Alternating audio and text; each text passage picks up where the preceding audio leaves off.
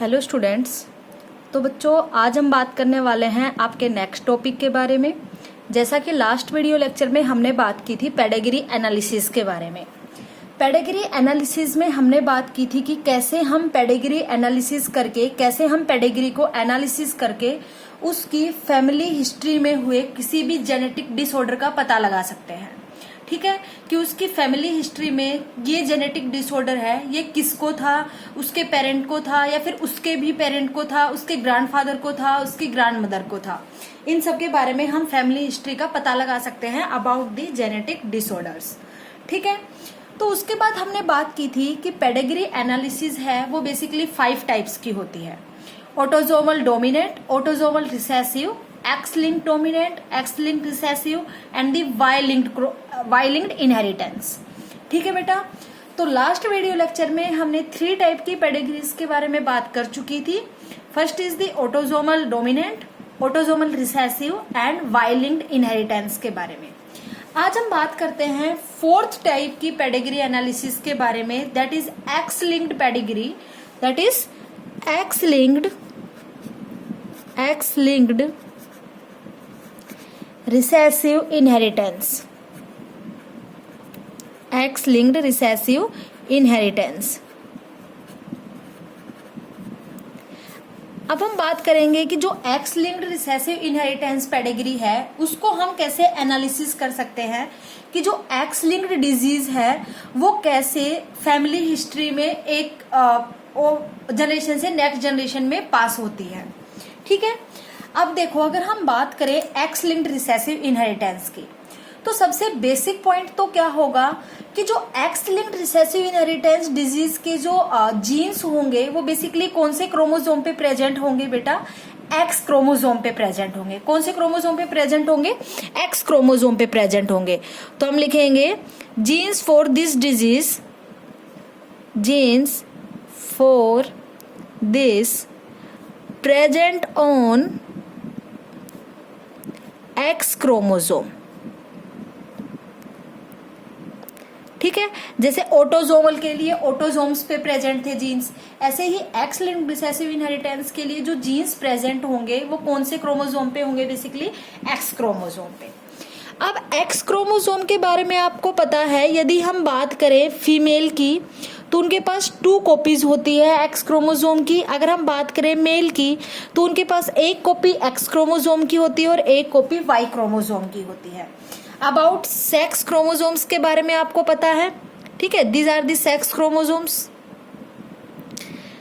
Female के पास तो 2 कॉपीज ऑफ एक्स क्रोमोसोम होते हैं और मेल के पास 1 कॉपी एक्स क्रोमोसोम की और 1 कॉपी वाई क्रोमोसोम की होती है।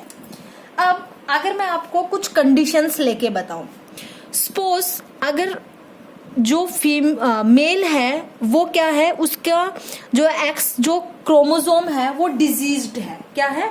डिजीज्ड है। तो आप इस कंडीशन को क्या बोलोगे कि ये पर्सन क्या है? डिजीज्ड है।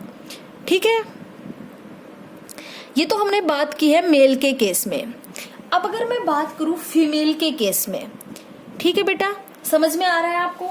अगर मैं बात करूं फीमेल के केस में, तो फीमेल के केस में आप 2 कंडीशंस ले सकते हैं। एक तो एक एक्स क्रोमोसोम पे डिजीज हो, एक एक्स क्रोमोसोम पे ना हो। मतलब एक एक्स क्रोमोसोम रिसेसिव जीन को शो करे, एक एक्स जो क्रोमोसोम है वो डोमिनेंसी शो करे, डोमिनेंट जीन को शो करे। ठीक है, जिसके पास एक रिसेसिव जीन हो और एक डोमिनेंट जीन हो, तो इस कंडीशन को हम क्या बोलेंगे? कैरियर। इसको हम क्या बोलेंगे बेटा? कैरियर।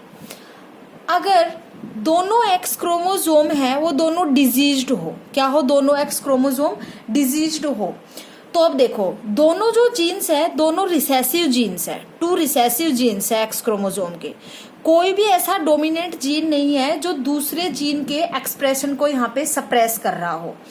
अब यहाँ पे ये जो जीन था डोमिनेंट जीन, ये इस डिजीज्ड वाले जीन के एक्सप्रेशन को सप्रेस कर रहा था, जिसकी वजह से हमने बोल दिया कि ये कैरियर है।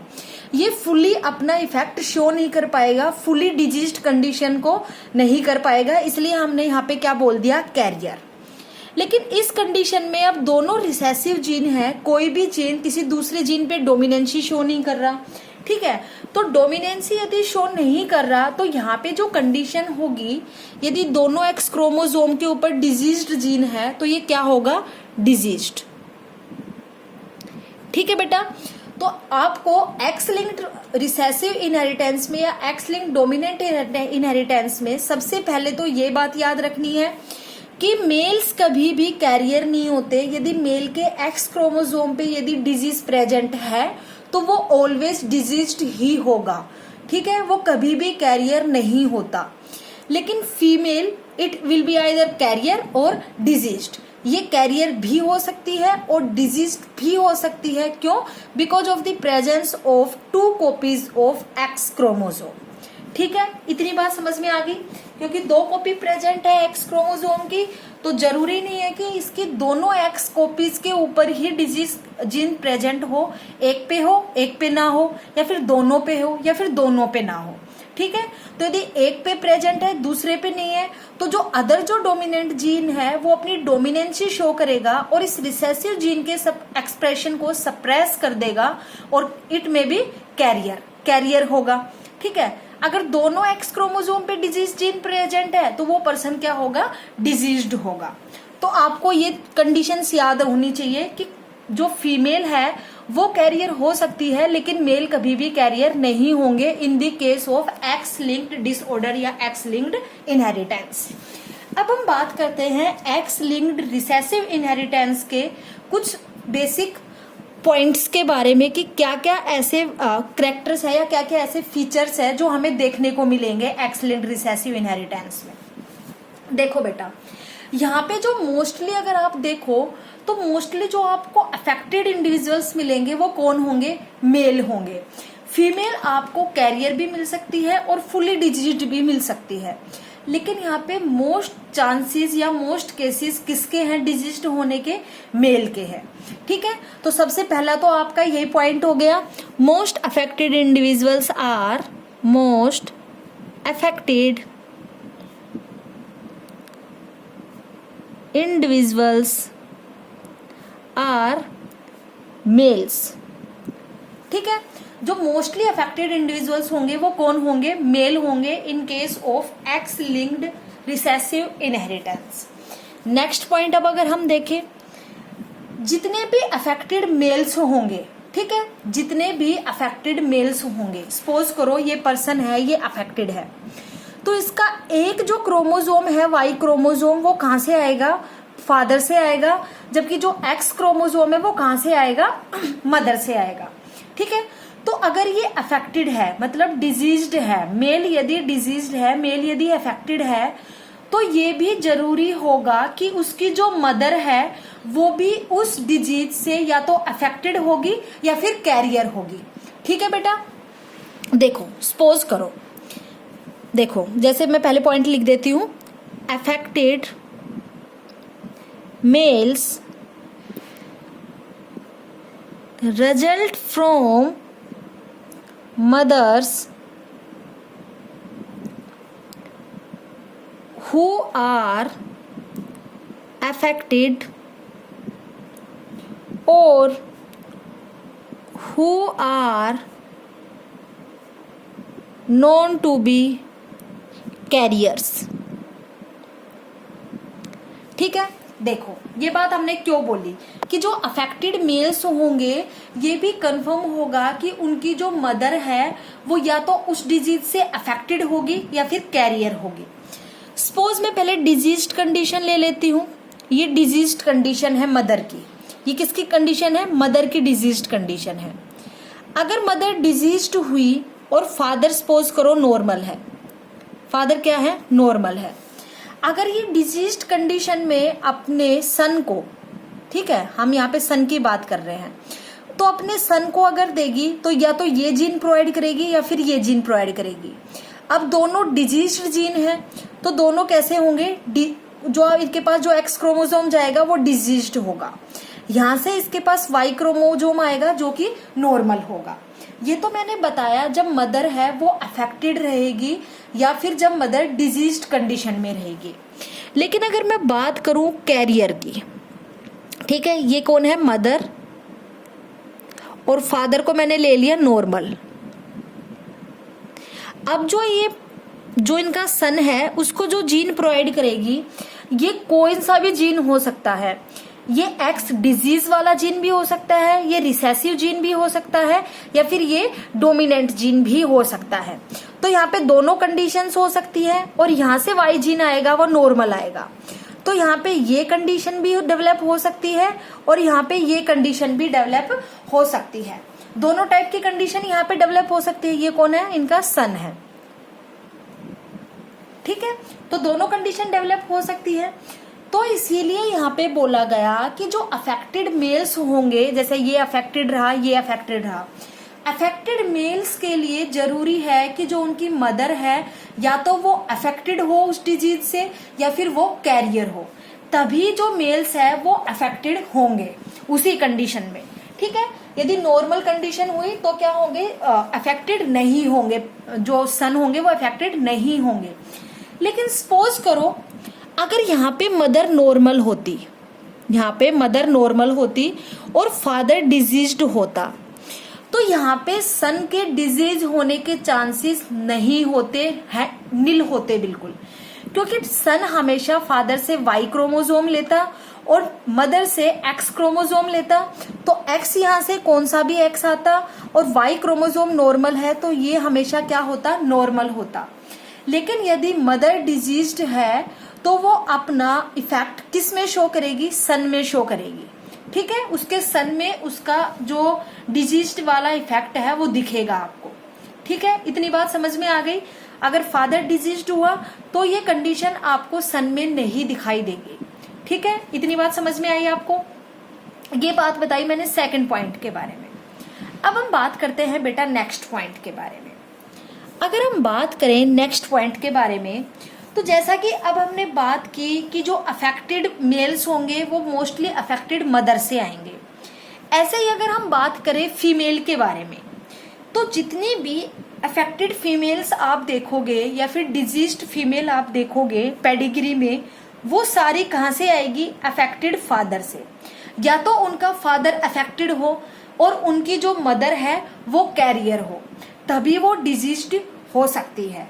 ठीक है, अब इसके टर्म का मतलब क्या हुआ अगर हम बात करें तो देखो, अफेक्टेड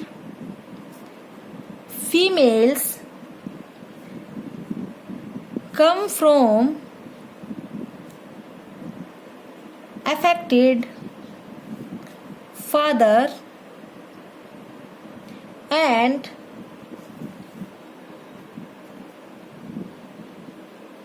अफेक्टेड और कैरियर मदर। इतनी बात आई समझ में? अब इस लाइन का मीनिंग क्या हुआ कि जितनी भी आपको अफेक्टेड फीमेल्स मिलेंगी वो सारी किससे आएंगी? या तो उनका जो फादर है वो अफेक्टेड हो, फादर तो अफेक्टेड होगा ही, तभी जो फीमेल्स है वो अफेक्टेड आपको मिलेगी।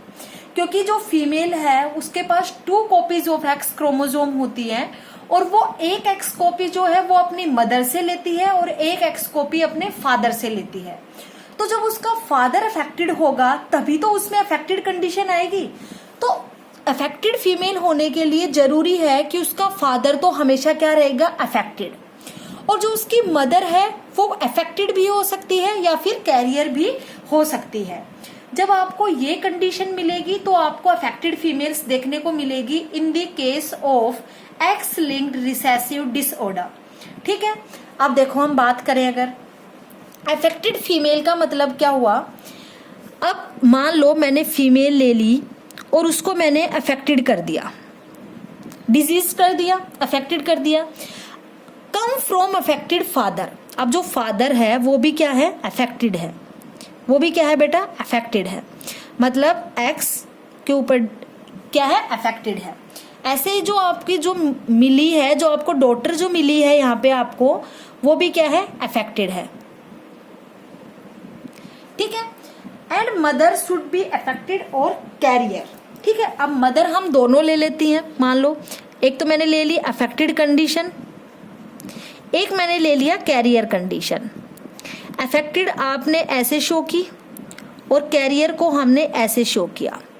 अब देखो, जो ये डॉटर है, इस मदर की और इस फादर की जो ये डॉटर है, ठीक है, हमने यही बोला है अफेक्टेड फीमेल।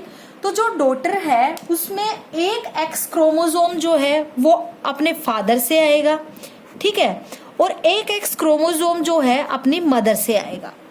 अब अपनी मदर से जो उसमें एक्स क्रोमोसोम आ रहा है उसमें अगर हम कैरियर वाली कंडीशन लेते हैं तो कैरियर से इसके पास ये एक्स क्रोमोसोम भी आ सकता है और ये एक्स क्रोमोसोम भी आ सकता है। तो दो कंडीशंस यहाँ पे डेवलप हो सकती है। यहाँ से तो क्या आएगा, एक्स आएगा जो डिजीज्ड है, ठीक है, तो एक्स एक तो क्या हो गया डिजीज्ड, दोनों में मैंने दिखा दिया डिजीज जो फादर से आया है एक्स क्रोमोसोम। अब हम कैरियर की कंडीशन लेते हैं, तो कैरियर में एक तो ये जीन आ सकता है जो डिजीज्ड है, जो रिसेसिव जीन है, तो ये कंडीशन हो सकती है, ठीक है, या फिर ये जीन आ सकता है जो डोमिनेंट है, या तो ये कंडीशन हो सकती है। तो अगर बात करो कैरियर मदर की और अफेक्टेड फादर की, तो देखो जो आपकी डॉटर्स आएंगी वो कैसी आएगी, या तो अफेक्टेड आएंगी या फिर कैरियर आएंगी। इतनी बात समझ में आई। यदि मदर कैरियर है और फादर अफेक्टेड है तो जो डॉटर्स आएंगी वो या तो अफेक्टेड आएंगी या फिर कैरियर आएंगी। तो ये तो हमने बात की कैरियर के बारे में, कैरियर केस के बारे में, कि यदि मदर कैरियर है, यदि मदर यहाँ पे डिजीज्ड है और फादर भी डिजीज्ड है, अफेक्टेड है, तो क्या कंडीशन होगी। तो देखो फादर से एक्स जो क्रोमोसोम लेगी डॉटर वो ये होगा, ठीक है। अब मदर से जो ये एक्स क्रोमोसोम लेगी, जो अफेक्टेड जो मदर है वहां से जो ये एक्स क्रोमोसोम लेगी, तो उसमें दोनों एक्स क्रोमोसोम डिजीज्ड होंगे, दोनों एक्स क्रोमोसोम रिसेसिव कंडीशन में होंगे। तो आपको दोनों कंडीशंस ये दिखने को मिलेगी, ठीक है बेटा। तो यदि मदर डिजीज्ड है या मदर अफेक्टेड है और फादर भी अफेक्टेड है, तो जितनी भी डॉटर्स होंगी वो क्या होंगी, 100% अफेक्टेड होंगी। क्या होंगी, 100% अफेक्टेड होगी।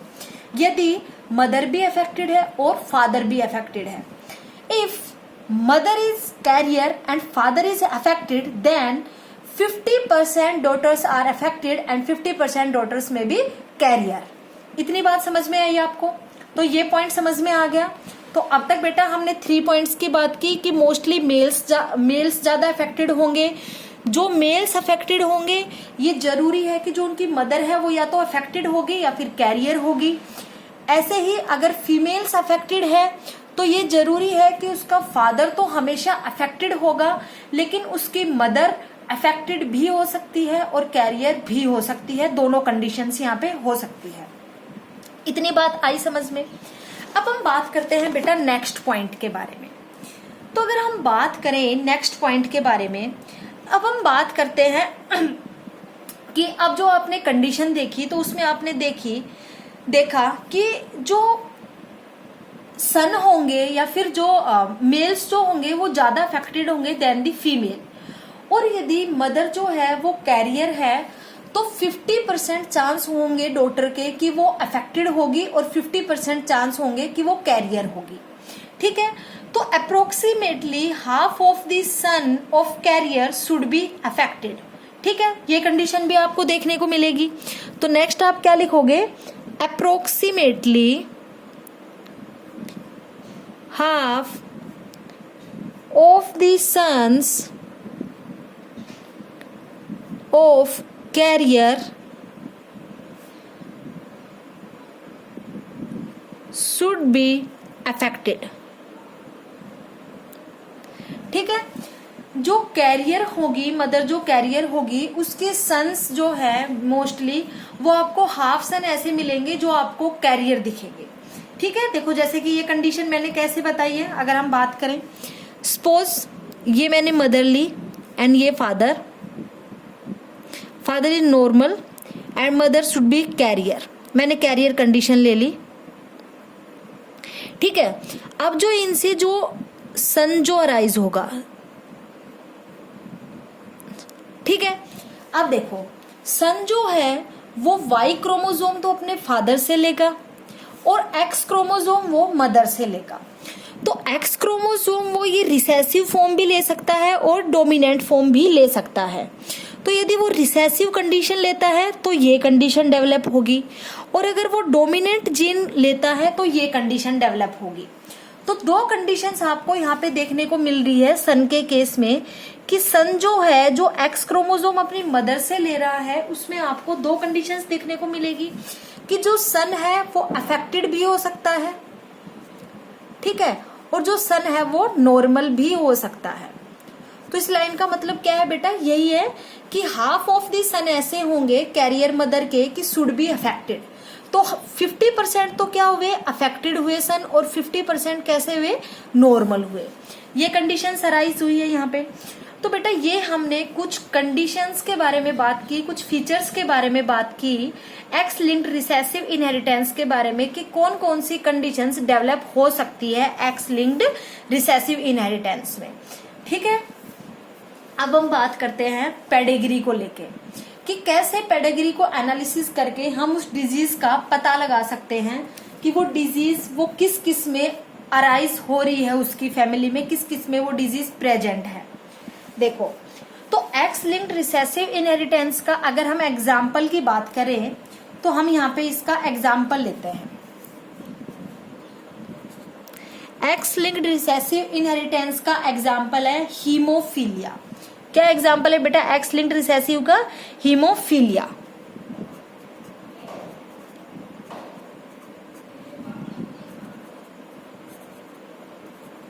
हम बात करेंगे हीमोफीलिया डिजीज के बारे में कि हीमोफीलिया डिजीज बेसिकली होती क्या है, इसके हम पेडिग्री एनालिसिस करेंगे कि कैसे पेडिग्री एनालिसिस से हम पता लगा सकते हैं, उनके बारे में हम लोग बेटा बात करेंगे। तो देखो, सबसे पहले अगर हम बात करें हीमोफीलिया डिजीज के बारे में, तो हीमोफीलिया डिजीज बेसिकली क्या होती है। हीमोफीलिया डिजीज को it is also known as bleeders disease, ठीक है, it is also known as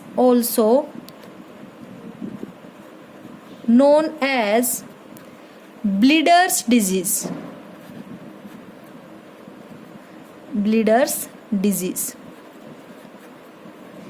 इसको ब्लीडर्स डिजीज क्यों बोलते हैं, हीमोफीलिया में बेसिकली होता क्या है।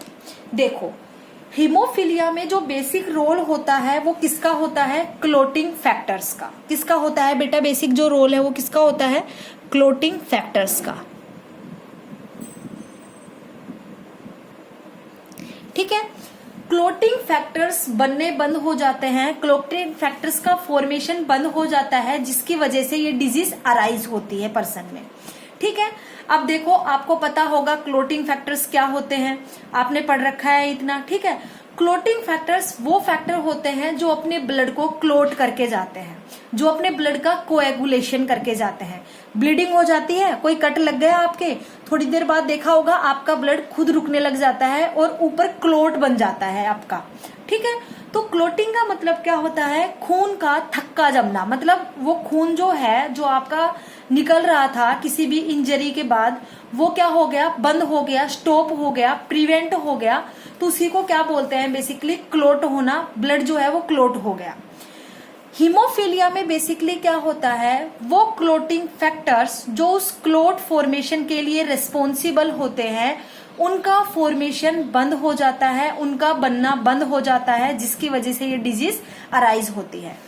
इसीलिए हमने इसको बोला ब्लीडर्स डिजीज, क्योंकि जिस पर्सन को ये डिजीज होती है उसको एक माइनर कट लगने के बाद भी क्लोट नहीं बनता, वहां पे क्लोटिंग नहीं होती और खून जो है, ब्लड जो है वो निकलता रहता है, और जिसकी वजह से डिजीज जो पर्सन है उसकी डेथ हो जाती है, ठीक है। तो हीमोफीलिया में बेसिकली क्या होता है, क्लोटिंग फैक्टर्स का फॉर्मेशन जो है वो स्टॉप हो जाता है, क्लोटिंग फैक्टर्स फॉर्मेशन स्टॉप्स, ठीक है, स्टॉप हो जाता है, जिसकी वजह से क्लोट नहीं बन पाता, कोएगुलेशन नहीं हो पाता ब्लड का, तो ब्लीडिंग होती रहती है, लगातार स्पॉन्टेनियसली ब्लीडिंग होती रहेगी।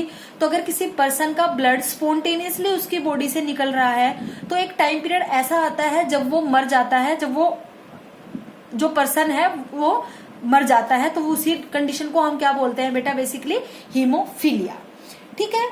Haemophilia was first reported by John Otto in 1803, ठीक है। सबसे पहले इसको किसने रिपोर्ट किया था, अगर हम बात करें, it is first reported by John Otto in 1803। ठीक है, सबसे पहले इस डिजीज को जॉन ओटो ने रिपोर्ट किया था, डिस्क्राइब किया था इन 1803 में। इतनी बात समझ में आ गई बेटा। अब अगर हम बात करें हीमोफीलिया के सिम्टम्स के बारे में कि क्या क्या सिम्टम्स आपको देखने को यहाँ पे मिलते हैं, तो सबसे पहले तो मैंने आपको बता दिया कि हीमोफीलिया में जो ब्लीडिंग है वो स्टॉप नहीं होती। क्यों? बिकॉज यहाँ पे क्लोटिंग फैक्टर्स का फॉर्मेशन स्टॉप हो जाता है, क्लोटिंग फैक्टर्स नहीं बन पाते। ठीक है, तो सिम्टम्स इसके सबसे पहले तो क्या हुए, ठीक है, जो ब्लीडिंग है वो एक्सेसिवली होने लग जाएगी। यदि छोटा सा माइनर कट भी लग गया तो ब्लीडिंग एक्सेसिवली होने लग जाएगी, और जो पर्सन है उसके ब्लीडिंग होती रहेगी स्पॉन्टेनियसली, जिसके बाद एक जो पर्सन है वो क्या हो जाएगा, मर जाएगा। ठीक है, तो इसका सिम्टम्स बेसिकली क्या हुआ अगर हम बात करें,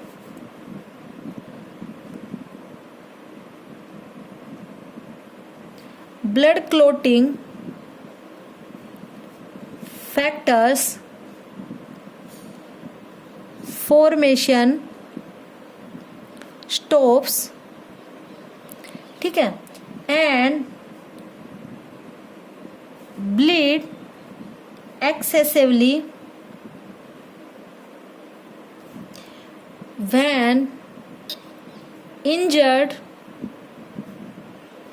and person may bleed death even after minor skin cut।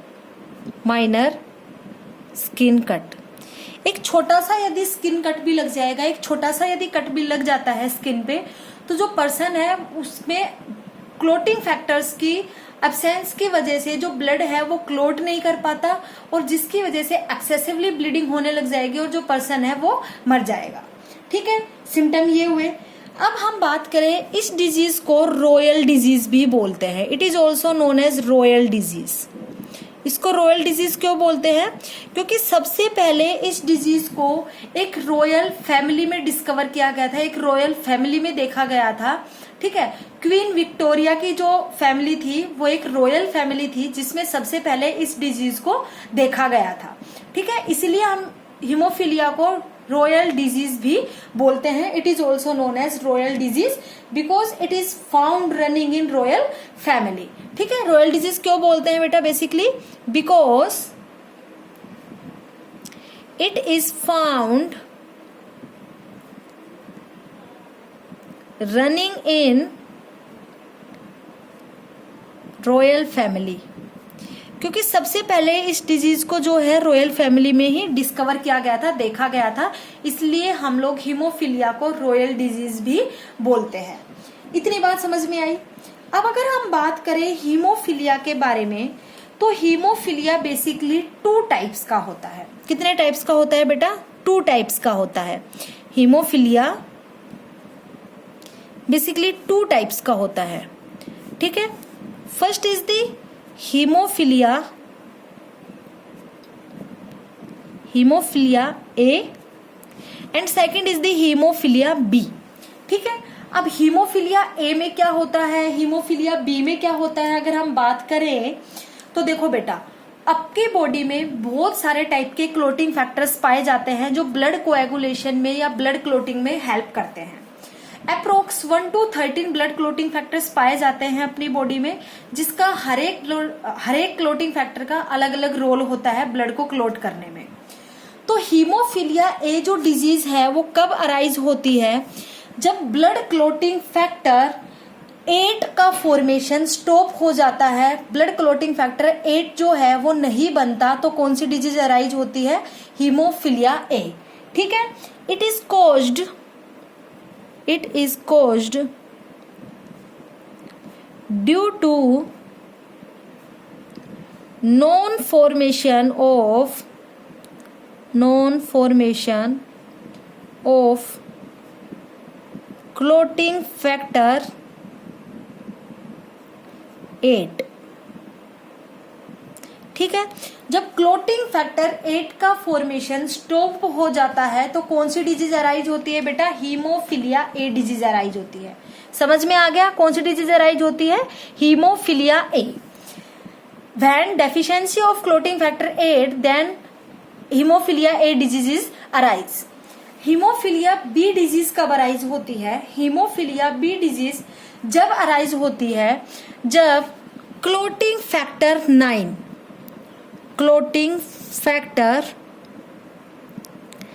9 का फॉर्मेशन स्टॉप हो जाता है। 9 का फॉर्मेशन नहीं हो पाता क्लोटिंग फैक्टर का, क्लोटिंग फैक्टर 9 की डेफिशिएंसी हो जाती है तो कौन सी डिजीज अराइज होती है? Haemophilia B. ठीक है। तो हीमोफीलिया बेसिकली 2 टाइप्स के होते हैं, haemophilia A, haemophilia B. Haemophilia A में तो बेसिकली क्लोटिंग फैक्टर 8 का रोल है और हीमोफीलिया बी में क्लोटिंग फैक्टर 9 का रोल है। When deficiency of clotting factor 9 then it causes haemophilia B disease and then clotting factor 8 की जब एब्सेंस होती है, डेफिशिएंसी होती है तो कौन सी डिजीज अराइज होती है? हीमोफीलिया ए। ठीक है, इतनी बात समझ में आ गई बेटा। तो ये हमने हीमोफीलिया के बारे में कुछ टर्म्स, कुछ सिम्टम्स के बारे में पढ़ा कि उस डिजीज को बेसिकली ब्रीडर्स डिजीज या रॉयल डिजीज भी बोलते हैं। सबसे पहले इसको किसने रिपोर्ट किया, इसके सिम्टम्स क्या है और हीमोफीलिया के टाइप्स क्या है। अब हम बात करते हैं बेटा एक पेडिग्री एनालिसिस करके, एक पेडिग्री लेके हम बात करते हैं कि कैसे हम हीमोफीलिया डिजीज की पेडिग्री को एनालिसिस करते हैं। देखो बेटा, आपको यहाँ पे एक क्वेश्चन दिया हुआ है एक्स लिंक्ड रिसेसिव इनहेरिटेंस का। इसके बेसिस पे हम लोग देखेंगे कि पेडिग्री को हम कैसे एनालिसिस करते हैं, पेडिग्री को हम कैसे देखते हैं। ठीक है, देखो, a woman whose father was haemophilic. ठीक है, ए वुमेन हुज फादर, उसके फादर, उसके पापा क्या है? हीमोफिलिक है। तो हमने सबसे पहले यहाँ पे वुमेन को ड्रॉ कर लिया। हुज फादर वाज हीमोफिलिक, मतलब इसके जो फादर है वो क्या है? हीमोफिलिक है। फादर क्या है बेटा? हीमोफिलिक है, डिजीज्ड है। ठीक है, तो मैं हीमोफिलिक को एच से डिनोट कर रही हूँ, रिसेसिव है इसलिए मैंने स्मॉल एच लिया है। ठीक है, एंड वाई, ये कंडीशन होगी, हीमोफिलिक कंडीशन है। Haemophilic marriage a normal female, जो मदर होगी वो कैसी होगी? नॉर्मल होगी, normal female. And they have 3 children, क्या होंगे? They have 3 children that is 2 daughter and 1 son. अब see marriage with a normal male and they have 3 childrens, 2 daughters and 1 son, 2 daughters and 1 son। आपको यहाँ पे ये pedigree दी हुई है। ठीक है, अगर आप क्वेश्चन के बेसिस पे देखो तो हमारी जो पेडिग्री बनेगी वो ये बनेगी। ठीक है, आपको यहाँ पे कंडीशन दी हुई है फादर की, फादर जो है वो क्या है? हीमोफिलिक है। ठीक है, अब हम बात करते हैं नेक्स्ट पॉइंट के बारे में। 2 daughters and 1 son, plot the pedigree, pedigree हमने प्लॉट कर ली, and find the probable genotypes of all. अब हमें find the probable genotypes all, सबके जीनोटाइप्स का पता करना है कि इसका जीनोटाइप क्या होगा, इसका क्या होगा, इसका क्या होगा। जो 2 daughters and 1 son है, इनका जीनोटाइप क्या होगा। फादर का जीनोटाइप हमें गिवन है, बता दिया हीमोफिलिक, इससे हमें पता लग गया। अब इसके बेसिस पे हमें डिसाइड करना है कि इसके पेरेंट्स का क्या जीनोटाइप है और इसके बच्चों का क्या जीनोटाइप है।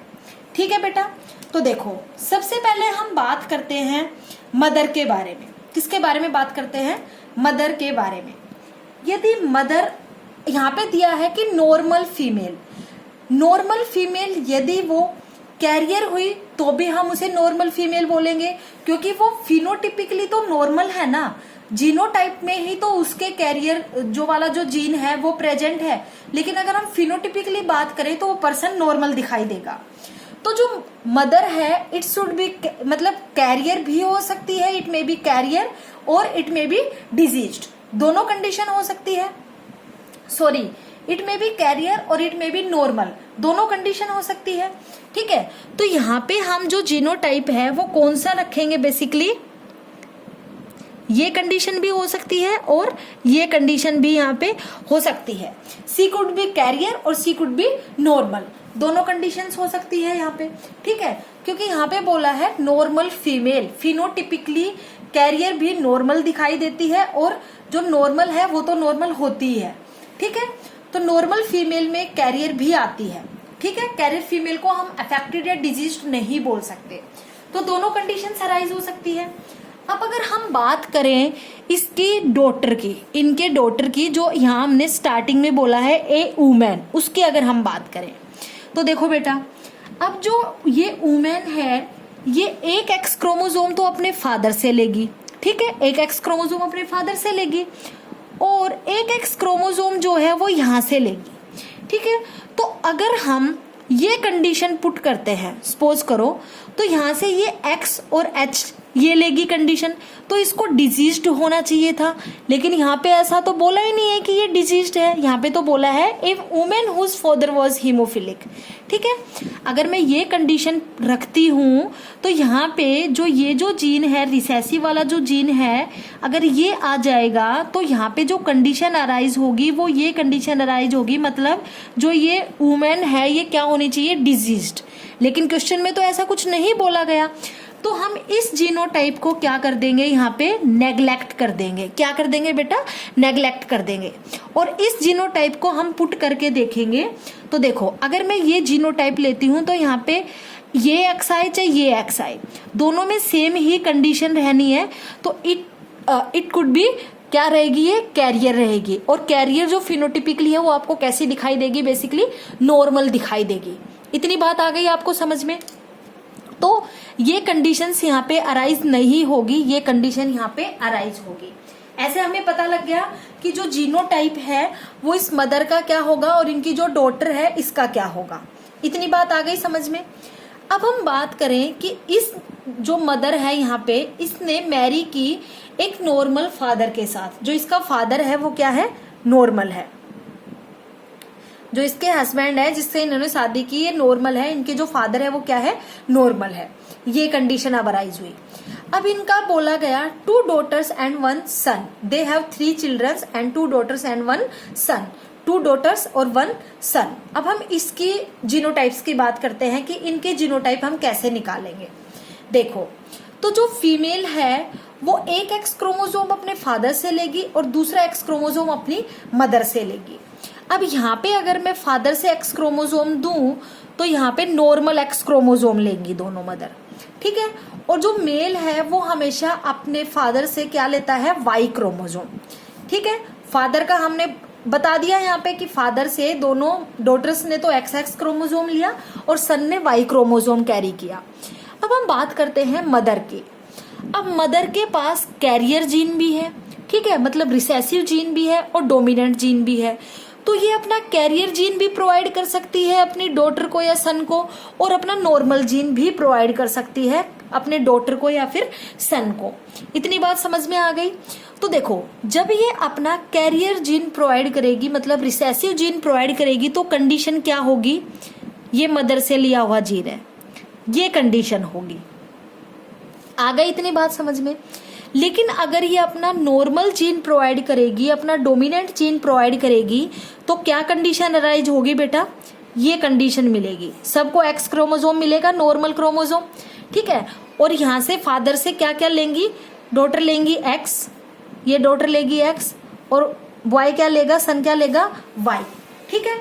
तो यहाँ पे आप दोनों टाइप के जीनोटाइप्स आपको देखने को मिलेंगे, ठीक है। यदि मदर अपना कैरियर जीन या फिर रिसेसिव जीन यदि प्रोवाइड करती है तो आपको ये कंडीशन देखने को मिलेगी। लेकिन यदि मदर अपना नॉर्मल जीन या डोमिनेंट जीन प्रोवाइड करती है अपने डॉटर्स को या अपनी सन को, तो जो कंडीशन देखने को मिलेगी वो आपको ये कंडीशन देखने को मिलेगी, ठीक है बेटा। तो इन दी केस ऑफ डॉटर्स, अगर आप डॉटर के केस में देखो तो यहाँ पे आपको 50% डॉटर तो कैरियर दिखेंगी और 50% डॉटर जो है वो आपको नॉर्मल दिखाई देगी, ठीक है। ऐसे ही यहाँ पे अगर हम बात करें सन के केस में, तो सन के केस में भी आपको 50% जो सन है वो तो अफेक्टेड दिखाई देंगे, मतलब डिजीज्ड मिलेंगे, और जो 50% सन है वो कैसे दिखाई देंगे, नॉर्मल दिखाई देंगे, नॉर्मल सन मिलेंगे। ठीक है, तो पेडिग्री एनालिसिस से हमें पता लगा कि कैसे जो हीमोफिलिक डिजीज है, जो हीमोफिलिक फादर था जिसने मैरी की एक नॉर्मल फीमेल के साथ, उनके सभी के जीनोटाइप्स क्या आए आगे जाके। ठीक है, और उसकी पेडिग्री को हमने एनालिसिस किया कि कैसे वो डिजीज है वो एक जनरेशन से नेक्स्ट जनरेशन में पास हो रही है। ठीक है बेटा, तो पेडिग्री आपको अच्छे से समझ में आ गई कि कैसे जो डिजीज है वो कैसे पास हो रही है, और हम कैसे जीनोटाइप्स को एनालिसिस करते हैं कि जो सही जीनोटाइप होगा वो क्या होगा। यहाँ पे हमने ये कंडीशन पुट क्यों नहीं की, क्योंकि यहाँ पे बोला गया है ए वुमेन हुज फादर, उस वुमेन को यहाँ पे डिजीज्ड नहीं बताया, उसके फादर को डिजीज्ड बताया है। तो जब वुमेन डिजीज्ड ही नहीं है तो हम कैरियर वाली कंडीशन यहाँ पे पुट नहीं करेंगे, क्योंकि यदि हम कैरियर वाली कंडीशन पुट करते हैं तो इस वुमेन के डिजीज होने के चांसेस भी होते हैं, लेकिन क्वेश्चन में इसको डिजीज नहीं बोला गया। ठीक है, तो बेटा ऐसे टाइप के क्वेश्चंस आपके आते हैं और उसके बेसिस पे आपको पेडिग्री एनालिसिस करके ऐसे जीनोटाइप्स आपको निकालने होते हैं। इसीलिए मैंने आपको आज एक्स लिंक्ड रिसेसिव में एक क्वेश्चन के बेसिस पे इस पेडिग्री को समझाया है, ताकि आपको इजीली समझ में आ सके और आपके एग्जाम पॉइंट ऑफ व्यू से आपको पता लगे कि आपके किस टाइप के क्वेश्चंस एग्जाम में पूछे जाते हैं। ठीक है, तो इस टाइप के क्वेश्चंस आपके एग्जाम में पूछे जाते हैं, या फिर आप आगे अगर कॉम्पिटिटिव एग्जाम देते हो, आप पीएमटी नीट वगैरह देते हो, तो उसमें भी आपके क्या होता है, इस टाइप की पेडिग्री बना देंगे सपोज, और आपको इसका जीनोटाइप दे देंगे, इसका दे देंगे, या फिर एक दो का और दे देंगे, और जो बाकी बचे हुए हैं उनके जीनोटाइप्स आपसे पूछे जा सकते हैं कि इनके जीनोटाइप क्या होंगे। तो ऐसे आपको निकालना है। ये बहुत ही इजी है, एक बार आपको समझ में आ गया तो सभी पॉइंट्स याद रखने हैं कि एक्स लिंक्ड रिसेसिव के क्या पॉइंट मैंने बताए हैं, ऑटोसोमल डोमिनेंट के क्या पॉइंट्स बताए हैं, ऑटोसोमल रिसेसिव के क्या पॉइंट्स बताए हैं, उन सबको याद रखना है। उसके बेसिस पे आप निकाल लोगे बेटा। तो बच्चों आज हमने बात की है एक्स लिंक्ड रिसेसिव इनहेरिटेंस के बारे में। इसके नेक्स्ट वीडियो में हम बात करेंगे एक्स लिंक्ड डोमिनेंट इनहेरिटेंस के बारे में, और कुछ मेंडेलियन डिसऑर्डर्स के बारे में, या कुछ जेनेटिक डिसऑर्डर्स के बारे में। तो प्यारे बच्चों आज के लिए इतना ही। Thank you.